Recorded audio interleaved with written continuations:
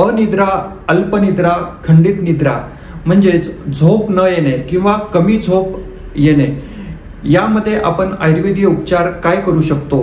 तर सर्वप्रथम कोणत्या कारणामुळे झोप येत नाही हे आपल्याला समजून घेणं खूप गरजेचं असतं.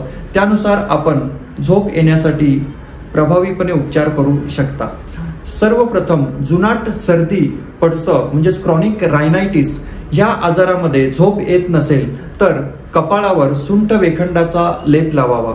तसंच दोन्ही नाकपुड्यांमध्ये साजूक तूप 2-2 थेंब सोडावे किंवा अणुतेलाचं नस्य करावं.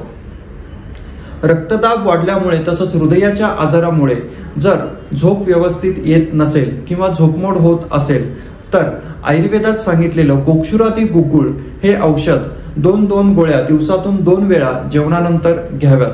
तसंच रसायन चूर्ण म्हणजेच आवळा, गुळवेल आणि गोक्षूर यांच्या समभागापासून तयार झालेलं मिश्रण 1 चमचा थंड पाण्यासोबत सकाळी अनुशापोटी घ्यावं. तसंच रात्री झोपताना त्रिफळा चूर्ण 1 चमचा अर्धा कप कोमट पाण्यातून घ्यावं.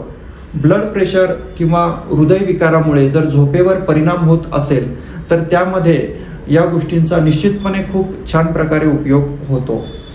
उदरवात म्हणजेच पोटामध्ये जडपणा वाटणं, जेवल्यावर गॅसेस होणं, यामुळे जर झोपेत व्यत्यय येत असेल, झोप येत नसेल तर जेवणाच्या सुरुवातीला किंचित आल्याचा तुकडा त्यासोबत चिमूटभर सैंधव मीठ घ्यावं आणि जेवणानंतर चिमूटभर ओवा खावा. त्यामुळे पोट हलकं होऊन झोप येण्यासाठी याची खूप छान प्रकारे मदत होते. शरीरात अतिरिक्त उष्णता असेल तर त्यामुळे ही झोप येत नाही. यामध्ये तळपायाला शतधौत घृत चांगलं घासून चोळावं. तसंच कानशिलाला आणि कपाळाला सुद्धा हे शतधौत घृत लावावे. त्यानंतर प्रस्पंदन म्हणजेच हृदयाची धडधड होणं, क्लम म्हणजेच अकारण थकवा येणं, अरती म्हणजेच बेचैनी, थकवा यांसारख्या कारणांमुळे जर झोप येत नसेल तर विशेषतः रजोनिवृत्ती म्हणजेच मेनोपॉझल स्टेज मध्ये ही जी लक्षणं जाणवतात त्यामध्येही शतावरी कल्प सकाळ संध्याकाळ 1 चमचा 1 कप दुधासोबत आपण घेऊ शकता. त्यामुळे नियमित झोप येण्यास खूप छान प्रकारे मदत होते.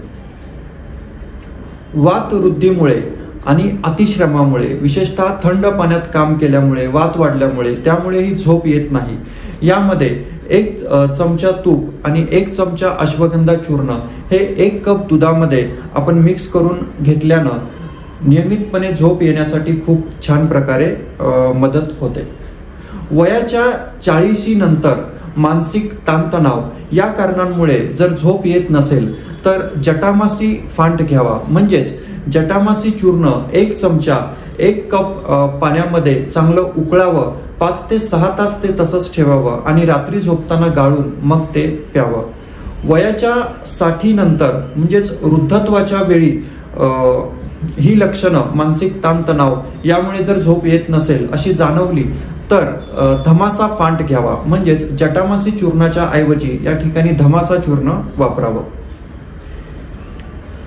थकवा आणि बेचैनी यांसारख्या गोष्टींसाठी किंवा त्यामुळे झोप येत नसेल तर अश्वगंधारिष्ट हे औषध 4 चमचे अर्धा कप कोमट पाण्यासोबत रात्री झोपताना घ्यावं. या सर्व उपायांनी ही जर झोप येत नसेल आणि किंवा यापेक्षा मोठ्या तक्रारी असतील तर ब्राह्मणीवटी, सारस्वत अरिष्ट यांसारखी औषधं प्रकृतीनुसार वैद्यांच्या सल्ल्यानुसार घ्यावीत. तसंच आयुर्वेदातील पंचकर्मा यामध्ये शिरोधारा, शिरोबस्ती, शिरो अभ्यंग, नस्य पंचकर्मातील या उपकर्मांचा खूप छान प्रकारे उपयोग नियमितप्रमाणे झोप येण्यासाठी होऊ शकतो. झोप येण्यासाठी पथ्य सांभाळणंही आवश्यक आहे.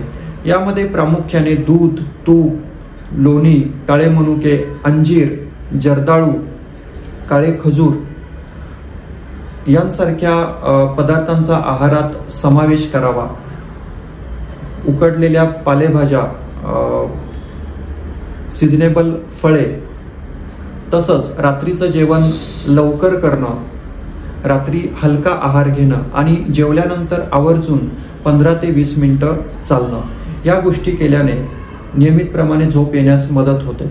तसंच अपथ्य म्हणजे जे टाळावं, मसालेदार पदार्थ, आंबवलेले पदार्थ यांसारख्या गोष्टींचा, तसंच पचण्यासाठी जे जड पदार्थ आहे, फास्ट फूड, प्रोसेस्ड फूड यासारख्या गोष्टी टाळाव्यात. मद्यपान आणि स्मोकिंग या गोष्टी सुद्धा टाळणं इष्ट राहील.